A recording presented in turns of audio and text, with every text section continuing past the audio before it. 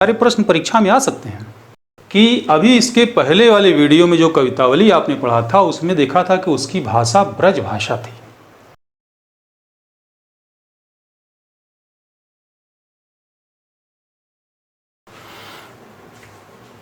तो आज तुलसीदास के रामचरितमानस से एक प्रसंग आपकी पाठ्यपुस्तक में रखा गया है जिसका नाम है लक्ष्मण मूर्छा और राम का संवाद। इसको हम लोग पढ़ेंगे। तुलसीदास का रामचरितमानस बहुत ही प्रसिद्ध ग्रंथ है जैसा कि आप जानते हैं, और इस पूरे रामचरितमानस में 7 कांड हैं। जैसे आपकी किताब में किसी बुक में चैप्टर होते हैं 2, 4, 5, 6, 10, वैसे ही इसमें चैप्टर को चैप्टर न कह के कांड कहा गया है। यानी कुल 7 कांड हैं, और इस 7 कांड में से एक लंका कांड है जिस कांड में राम और रावण का युद्ध दिखाया गया है। उसी कांड से यानी पूछा जाएगा कि जो आप लक्ष्मण मूर्छा और राम का विलाप पढ़ रहे हैं, ये रामचरितमानस के किस कांड का प्रसंग है? तो आप बताएंगे कि लंका कांड का। एक उत्तर। दूसरी बात कि अभी इसके पहले वाले वीडियो में जो कवितावली आपने पढ़ा था उसमें देखा था कि उसकी भाषा ब्रज भाषा थी, लेकिन यहाँ पर आपको अवधी भाषा में पूरी रामचरितमानस लिखी गई है, इसलिए इसकी भी भाषा क्या होगी? अवधी होगी। ये सारे प्रश्न परीक्षा में आ सकते हैं। तीसरी महत्वपूर्ण बात कि इसमें जिस छंदों का प्रयोग किया गया है वो 3 छंद हैं। एक दोहा छंद है, दूसरा चौपाई छंद है, और तीसरा जो है वो सोरठा छंद है। छंद के बारे में आगे मैंने बताया है कि एक वीडियो में डालूंगा, लेकिन सामान्य रूप से छंद जो है इसमें मात्राओं की गणना की जाती है। तो 11-13 मात्राओं में जो है वो दोहा चलता है, 16-16 मात्राओं में चौपाई चलती है, और दोहा का ठीक उल्टा जो होता है वो सोरठा होता है छंदों में।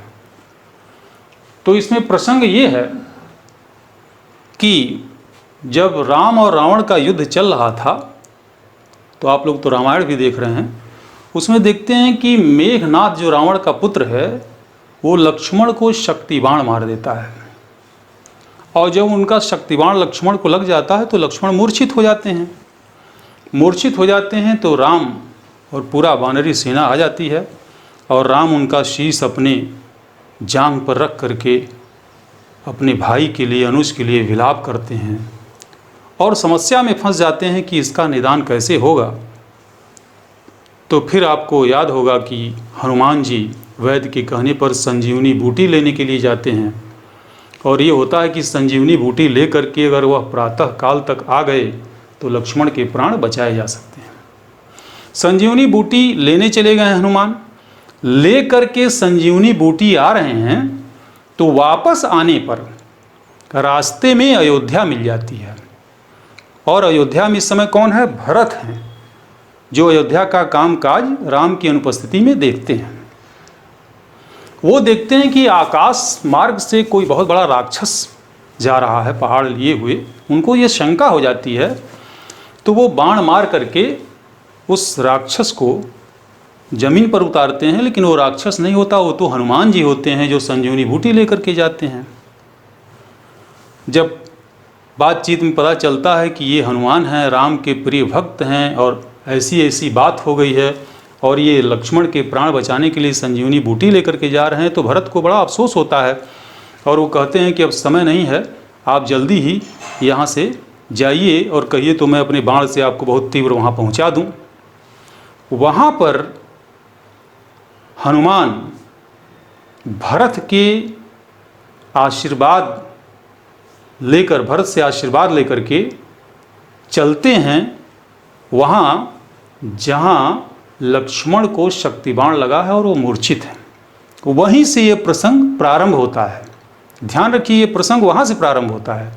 कहीं कहीं लोग ये बता देते हैं कि जहाँ से राम से आशीर्वाद लेकर के हनुमान संजीवनी बूटी लेने जा रहे हैं, वहाँ से लोग पढ़ाना शुरू कर देते हैं। नहीं, ये प्रसंग जो है, क्योंकि रामचरितमानस में आप किताब को कभी खोलेंगे रामचरितमानस तो देखिएगा लंका कांड का 60वां दोहा जो है से ये शुरू होता है। और ये शुरू होता है कि हनुमान भरत का आशीर्वाद लेकर के फिर संजीवनी बूटी लेकर वहाँ के लिए उड़ान भर रहे हैं जहाँ पर लक्ष्मण को मूर्छा लगी है और वो मूर्छित हैं। तो आइए देखते हैं क्या है, कैसे चलते हैं वहाँ से। तब प्रताप उर राखि प्रभु जयहों नाथ तुरंत, अस कहि आयस पाई पद बंद चले हनुमंत। तब हनुमान ने भरत से के प्रताप को, यानी भरत के पास कितना प्रताप है कि एक ही बाण में उनको नीचे उतार दिया, उनकी इस शक्ति को अपने हृदय में बसाया, राखी प्रभु, और उनको कहा कि हे प्रभु जय हो नाथ तुरंत, मैं अब प्रभु के पास अपने यानी श्री राम के पास अविलंब जाना चाहता हूँ। अस कह आयसु, ऐसा कहकर, आयस का मतलब आशीर्वाद लेकर, पाई पद बंदी, आशीर्वाद पाकर पद बंदी, और उनके चरणों की वंदना करके चले हनुमंत, हनुमान चल दिए। किसकी? भरत की। भरत बाहुबल शील गुण, भरत के बाहु यानी शक्ति, बल ताकत, शील उनकी विनय, गुण और गुण, भरत के शक्ति बल और शील का गुणगान करते हुए प्रभु पद प्रीति अपार। और उन्होंने ये देखा कि प्रभु पर यानी श्री राम पर भरत की कितनी ज़्यादा प्रीति है, प्रेम है, अनुराग है, अपार अनुराग है, अपार प्रेम है। यह देखकर हनुमान मन महु, मन में जात सराहत, मन में उनकी सराहना करते हुए, किसकी सराहना करते हुए? भरत की। पुनि पुनि पवन कुमार, बार बार भरत के इस गुण की सराहना करते हुए पवन पुत्र हनुमान वेग से अयोध्या से अपनी संजीवनी बूटी लेकर आकाश मार्ग से लक्ष्मण के पास चले जा रहे हैं। आगे क्या होता है? चौपाई शुरू होती है, तो दोहा था। उहाँ राम लक्ष्मण ही निहारी, उधर कहाँ? जहाँ लक्ष्मण मूर्छित हैं, राम लक्ष्मण को निहारी यानी देख रहे हैं बार बार, इस आशंका से कि अभी तक हनुमान आए नहीं और न जाने क्या होगा। बोले बचन मनुज अनुसारी, और भगवान श्री राम तो ईश्वर थे, लोग आप जानते हैं, लेकिन ईश्वर की तरह नहीं, मनुज बचन मनुज अनुसारी, साधारण मनुष्य की तरह बोले। कौन बोला? राम बोले। क्या बोले? अर्ध रात गई कपि नहीं आयो, आधी रात बीत गई कपि यानी पवन पुत्र नहीं आयो, अभी तक आए नहीं। चिंता बढ़ती जा रही है। राम उठाई अनुज उर लायो, राम ने अपने अनुज, अनुज कहते हैं छोटे भाई को और अग्रज कहते हैं बड़े भाई को, राम ने अपने अनुज यानी लक्ष्मण को उठाकर, उर का मतलब हृदय से, लायव का मतलब लगा लिया, इस चिंता से कि अब न जाने क्या होगा। सकहु न दुखित देखि मोह काऊ, प्रभु श्री राम कहते हैं कि हे भाई, सकहु न, सकते हो, दुखित का मतलब दुखी, देख का मतलब देखी, मोहि का मतलब मुझे, काऊ का मतलब कभी। तुम मुझे हे लक्ष्मण कभी दुखी नहीं देख सकते हो। बंधु सदा तब मृदल स्वभाव। हे बंधु, तुम्हारा सदा का मतलब हमेशा, मृदुल का मतलब कोमल, स्वभाव का मतलब स्वभाव, तुम्हारा हमेशा स्वभाव कोमल रहा है। मम हित लाग तजेव पितु माता। मेरे हित के कारण तुमने, तजेव का मतलब त्याग दिया, पितु का मतलब पिता और माता का मतलब माता को। मेरे हित के कारण तुमने माता पिता का त्याग किया, मेरे साथ वनवास आए। सहे हूँ विपिन हिम आतप वाता। और तुमने, विपिन का मतलब जंगल में, हिम का मतलब ठंड, आतप का मतलब गर्मी, वाता का मतलब आंधी, सहयोग का मतलब सहा। मेरे लिए तुमने जंगल में गर्मी, ठंडी और आंधी को सहन किया।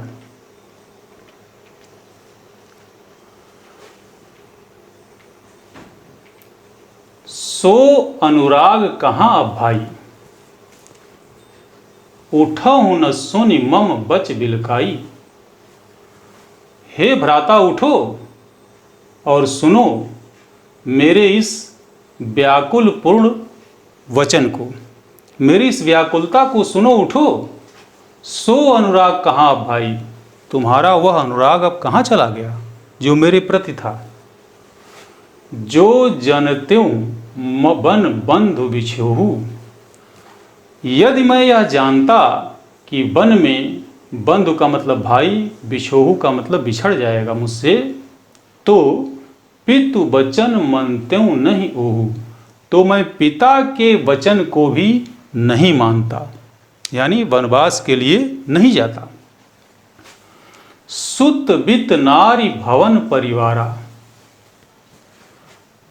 प्रभु श्री राम कहते हैं कि सुत का मतलब पुत्र, वित्त का मतलब धन, नारी का मतलब स्त्री, भवन का मतलब घर, परिवार का मतलब परिवार, यानी ये 5 चीज, 1 2 3 4 और 5, पुत्र, धन, स्त्री, घर और परिवार, ये 5 चीज हो ही जाहि जग 12 यह इस जग में, संसार में बार बार प्राप्त हो सकता है, किंतु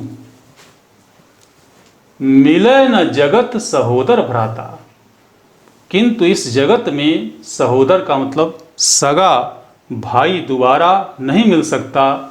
अस विचार जिय जागव ताता। ऐसा विचार करके हे ताता, हे भाई, तुम जागो, उठो। जथा पंख बिनु खग अति दीना। जिस प्रकार पंख के बिना, खग का मतलब पक्षी, अति दीना का मतलब अत्यंत दीनहीन हो जाता है। जिस प्रकार पंख के बिना कोई पक्षी बिल्कुल व्यर्थ हो जाता है, निरर्थक हो जाता है। मणि बिनु फन। मणि के बिना जिस प्रकार से सर्प, फन का मतलब सर्प, व्यर्थ हो जाता है। करिवर करहीना। करिवर का मतलब हाथी, कर का मतलब सूंड, हीना का मतलब हीन। जिस प्रकार सूंड के बिना हाथी एकदम दीन हो जाता है, निरर्थक हो जाता है। अस मम जीवन बंधु बिन तोही। जो जड़ देव जीवावे मोही। ठीक उसी प्रकार से यदि जड़ देव ईश्वर जीवावे मोही, मुझे जिंदा भी रखेगा, तो ठीक उसी प्रकार से असमम जीवन बंधु बिन तोही, उसी प्रकार से मेरा जीवन बंधु भाई बिना तो ही तुम्हारे बिना मेरा जीवन भी उसी प्रकार से हो जाएगा। यदि मैं अब जिंदा भी रहा तो हे भाई, मेरा भी जीवन उसी प्रकार से हो जाएगा जैसे पंख के बिना पक्षी का जीवन होता है, मणि के बिना सर्प का जीवन होता है और सूंड के बिना हाथी का जीवन हो जाता है। जयहूँ अवध कवन मुहलाई नार हेतु प्रिय भाई गंवाई। कह रहे हैं कि अब मैं अवध अयोध्या कौन सा मुंह लेकर जाऊंगा। लोग यही कहेंगे कि नारी हेतु प्रिय भाई गंवाई, मैंने स्त्री के लिए अपने प्रिय भाई लक्ष्मण को गंवा दिया। बर अपजस सहत्यों जग माही, नारी हानि विशेष क्षति नाही। कह रहे हैं कि नारी की हानि विशेष हानि नहीं होती है, बल्कि यह अपजस मैं सह लेता इस संसार में तो ठीक था, लेकिन भाई को गंवाना उचित नहीं है मेरे लिए। अब अपलोक शोक सुत तोरा, सहही निठुर कठोर उर मोरा। हे भाई, अब अपलोक, अब तो यह शोक तुम्हारा पुत्र के समान मुझे लग रहा है। सहही निठुर कठोर उर मोरा, और मेरा ये कठोर हृदय, ये दोनों शोक, एक तो तुम्हारा लक्ष्मण का शक्तिबाण लगने का शोक, और एक मैं कौन सा मुंह लेकर के जाऊंगा, कौन सा अपयस लेकर के जाऊंगा, ये दोनों शोक सह रहा है, शोक सह रहा है। सहई निठुर कठोर और मोरा, निज जननी के एक कुमारा, तुम अपनी माँ के एक कुमार थे, तात तास तुम प्राण आधारा, और उसके लिए तो तुम प्राण के समान प्रिय थे। सौंपस मोह तुमहि गहि पानी, सब विधि सुखद परम हित जानी। जब तुम्हारी माँ ने मुझे सौंपा था माँ ने, तो मुझे समझा था कि सब विधि सुखद परम हित जानी, कि मैं सब प्रकार से तुमको सुख दूंगा, तुम्हारा परम हितकारी बनूंगा। ऐसा जानकर माँ ने मुझे बंद चलते समय सौंपा था।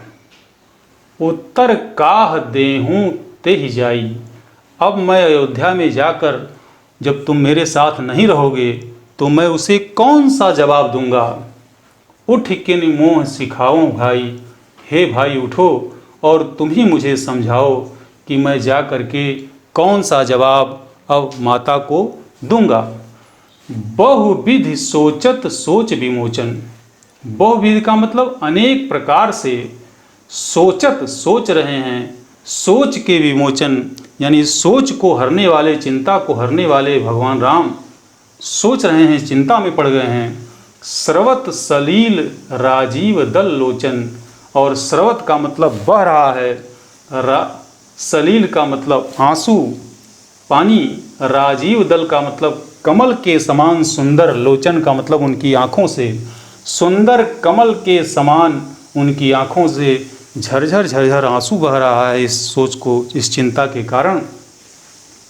उमा एक अखंड रघुराई, नर गति भगत कृपाल दिखाई।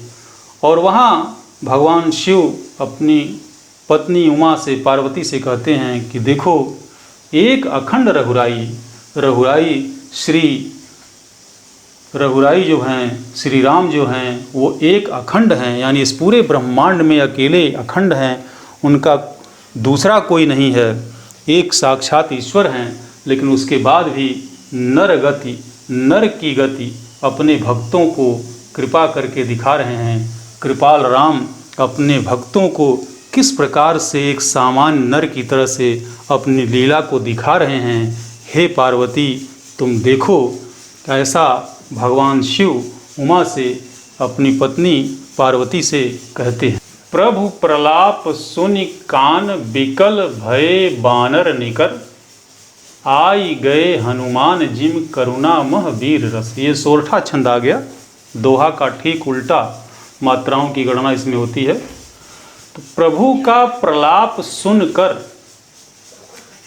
कान में बिकल भय बानर निकर, बानरों की सेना समूह व्याकुल हो गई।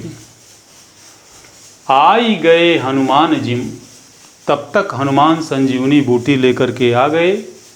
करुणा मह वीर रस, और उनके आते ही करुणा में यानी शोक में, करुण रस में वीर रस उत्पन्न हो जाता है, अर्थात शोक में उत्साह सेना में हनुमान को देखते ही पैदा हो जाता है। हर्ष राम भेटेव हनुमाना, हर्षित होकर के खुशी से राम ने हनुमान को गले लगा लिया। अति कृतज्ञ परम सुजाना, और जो प्रभु श्री राम हैं वो परम सुजाना यानी परम बुद्धिमान चतुर हैं और कृतज्ञ हैं यानी एहसान मानने वाले हैं। तुरत वैद्य तब कीन्ह उपाई, वैद्य ने सुसेन वैद्य ने तुरंत उपचार शुरू कर दिया। उठ बैठे लक्ष्मण हर्षाई, और लक्ष्मण हर्षित होकर के उठ करके बैठ गए। हृदय लाई प्रभु भेटे भ्राता, प्रभु ने भाई लक्ष्मण को हृदय से लगा लिया। हर्षे सकल भालु कपि भ्राता, और सभी भालू बंदरों की सेना समूह सभी हर्षित हो गए, खुशी से झूम उठे। कपि पुनि वैद्य तहाँ पहुँचावा, हनुमान जी ने वैद्य को वहाँ पहुँचाया। जेहि विधि तबहि ताहि ले आवा, जिस प्रकार से वैद्य को लक्ष्मण के उपचार के लिए लंका से ले आए थे, ठीक उसी प्रकार उपचार हो जाने के बाद वैद्य को हनुमान उनके स्थान पर पहुँचाए।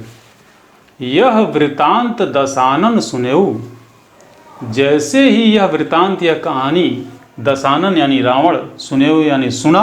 कौन सा वृतांत? कि लक्ष्मण को होश आ गया, लक्ष्मण फिर ठीक होकर के उठ बैठे हैं।